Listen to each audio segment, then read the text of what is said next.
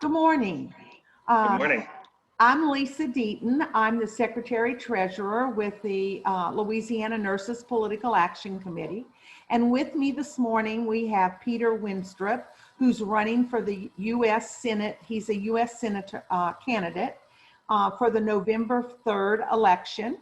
And we are coming forward this morning to have a little video chat with candidate Wenstrup regarding some questions that were solicited from the nurses across our state. And this, of course, is being sponsored by the Land PAC, which is the Nurses Political Action Committee. So welcome, candidate Wenstrup. We're happy to have you here this morning. Happy to be here. Great. We're going to give you an opportunity to give a brief opening comments, give our viewers a little bit of information about yourself, and then any opening comments. Thank you. So first of all, thank you for having me and thank you for putting this on. I'm really grateful for the opportunity to address nurses across the state. My name is Peter Wenstrup. I'm a husband to Kristen, a father to Hope and Grace, a lifelong Louisiana school teacher, and now our candidate for United States Senate.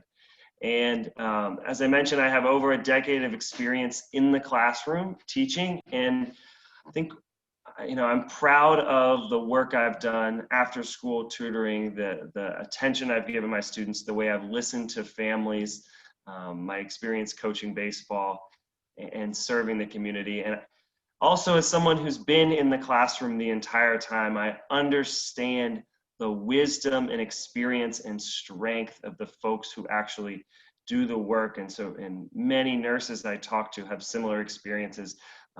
They're often the most experienced person in the room when they're in a hospital, and teachers are the ones who have the most experience doing the work in the classroom. And so this candidacy, an important part of it is understanding the strength of our people and the strength of people who do the work, and finding ways for government policies to draw upon that wisdom and strength. And then the other thing is that, early in my career, and I know this will resonate with nurses, I learned the difference between serving students and empowering them. And that was a lesson I was taught by older students or older teachers. And when you serve students, you give them things, you might give them knowledge, you might do something for them, but it's much stronger to empower students, to give them tools and trust and let them find solutions, let them collaborate, let them debate amongst each other and arrive at something totally unique. And I know that this resonates with nurses because so much of nursing is finding ways to move from doing things to your patients to engaging your patients in that healing process, in that healthful process. And too many of our politicians don't understand this. Too many of our politicians say they're going to Washington to serve us or to do things for us, but it ends up taking all of our power and our strength and sending it to Washington, and it never comes back. And so we need somebody like a teacher, a nurse, or an essential worker, a small business owner who's been doing the work and who understands the strength of people doing the work, and who also understands how to empower our patients, our students, our families, our communities to be agents of change and to have choices and resources to live full and healthy lives. Well, thank you. Okay, we're going to move to the question portion. And our first question is, currently gun violence is a public health issue as evidenced by the CDC rankings. What is your position on providing appropriations to the CDC to fully conduct gun violence research? Well, as a teacher in New Orleans, I have been close to members of the community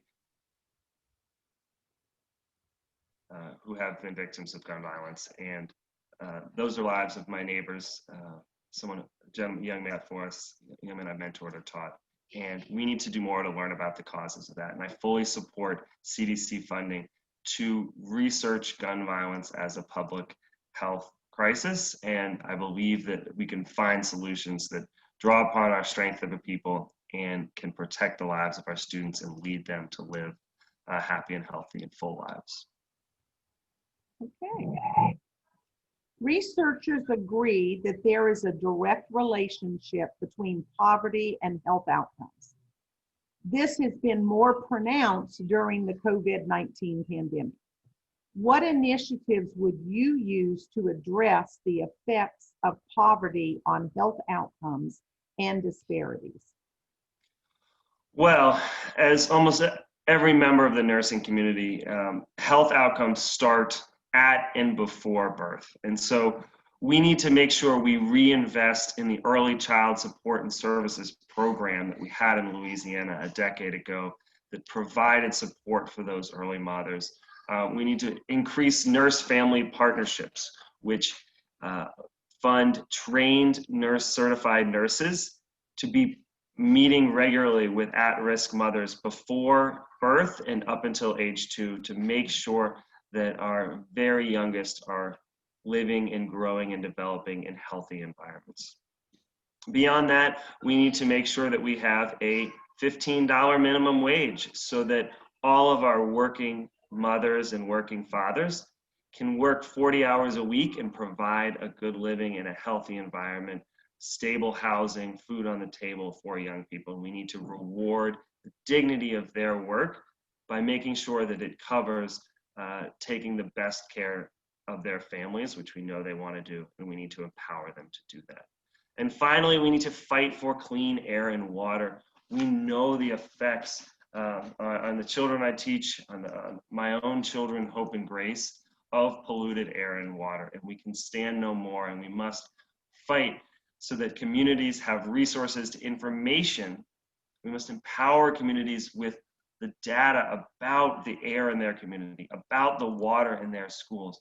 And that's the first step in fighting to make sure that every young person grows and develops in an environment that is healthy and that will empower them to live the fullest life they can. Very good.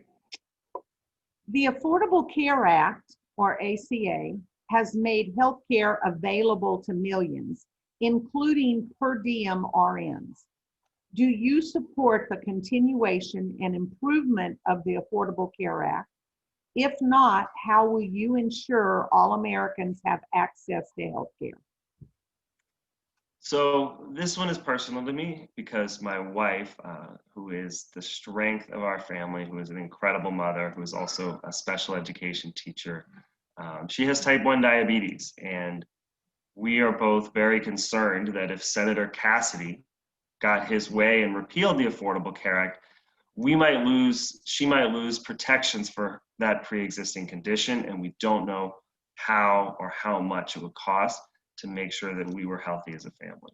And so we have to fight Senator Cassidy's continued efforts, not just in 2017 when he wrote the bill that would have repealed the Affordable Care Act, but again earlier this year when he was trying to support an executive action to again take away those protections. So we have to fight for continued protections. We can do a little more. You know, I speak to families who are on plans that they got on the Affordable Care Act marketplace that are still too expensive. And so I think pegging subsidies to the gold standard instead of the bronze plan standard would help make that more affordable. And then we also have to care for folks who are most in need. And I believe that we need to increase Medicaid reimbursements so that poor families don't have to drive by 3 or 4 doctors' offices before they find one that accepts Medicaid. And we need to make sure that our schools have fully staffed with nurses' health clinics so that families don't have to take a day off work or take a kid out of school to get the health care they need. Okay. We are all aware of the rising cost of medication, which is often requires citizens to make choices to feed their families or buy their medications. Oftentimes when working people are retiring and on a fixed income, such as Medicare, the cost of medication skyrockets. What are your plans to reduce and control medication costs? Well, we need to first talk about the problem, which is that Senator Bill Cassidy is one of the 6 senators who receives the most money from big pharmaceutical industries. And so we're never going to get the change we need as long as we have somebody who answers first to Washington and Wall Street.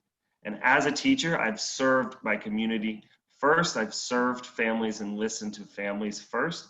And as your next U.S. Senator, I will continue to place the needs of Louisiana constituents over big donors, over Washington, Wall Street, and big pharma. And so there's a couple common sense solutions we can do. We can allow Medicare to bargain for the prescribed price of prescription drugs so that they can get the best prices possible, just as private insurance companies also negotiate the cost of prescription drugs. And also, I'm looking for a way to make drugs more affordable and to bring manufacturing back in this state, which is to allow the government to manufacture prescription drugs that are generic, for which there is one or zero competitors in the marketplace. Sometimes there's a generic drug where only one company makes it and they charge through the roof. It hurts our seniors. And we can replace and we can allow the government in that standpoint to put people in Louisiana back to work and make those drugs for lower cost. Okay. And our last question. Registered nurses are ranked as the most trusted profession on the Gallup poll. As the largest segment of healthcare workforce, the 2010 Institute of Medicine report recommended that nurses lead the transformation of healthcare in collaboration with other healthcare professionals and policymakers. How could you assist with getting qualified nurses on national boards, commissions, task force, as well as appointing RNs to your staff if elected? Well, absolutely. And I mentioned at the beginning that as a classroom teacher who stayed in the classroom my entire career, I understand the wealth of knowledge and experience, the strength of folks who do the work. And so in this campaign, and as your next U.S. Senator, I want to make sure that we are listening to voices who are in the work every day. And so part of that, there's an amazing proposal that would put workers on the boards of institutions, and having nurses represented at the highest leadership gives insight that's going to find solutions and make things better. And during this pandemic, we've seen politicians talk, and go on TV, and we've seen the media arguing. And folks like nurses and teachers and small business owners, we don't have time to argue. We have a job to do right in front of us, and we go to work and we find the best solutions we can. And we need those voices making decisions at higher levels because we need that mentality, finding solutions. We need that experience. We know what works on the ground level. And so as your next U.S. Senator, as a teacher, I'm committed to making sure the voices of folks who do the work are heard at every level. Very good. Well, as I said at the beginning of this video chat, these questions and this interview was sponsored by LandPAC, and the questions did come from nurses across our state, and also they centered around the social determinants of health, many of the issues. So we want to thank you for spending time with us this morning and for your answers to these questions. And I'm now going to give you a few minutes to give us some closing remarks. Thank you. As a teacher, I want to make sure that I end on the theme of empowerment. And empowerment means that we don't have top-down solutions from the swamp in Washington that tell us how to do our jobs. It means we have the resources and the decision-making trust to make decisions we know are best for our students and teachers. And so we want to make sure that we empower all folks in our community with a $15 minimum wage. We want to make sure that we empower schools and parishes to make decisions, to have the resources to provide the best possible education. We want to make sure that we are empowering folks in the medical community, nurses, to have a say in how hospitals are run and the decisions that affect the lives of their patients.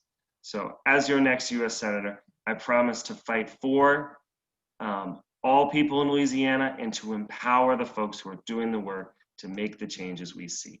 And that's workers, that's small business owners, that's teachers, that's nurses, that's so many folks who are solution-oriented. We're finding ways every day to bring the strength of our community out and to improve things for our families in Louisiana. So again, my name is Peter Wenstrup. I'm number 15 on your ballot. I'm humbly asking for your prayers, for your support, and for your vote for United States Senate. Okay.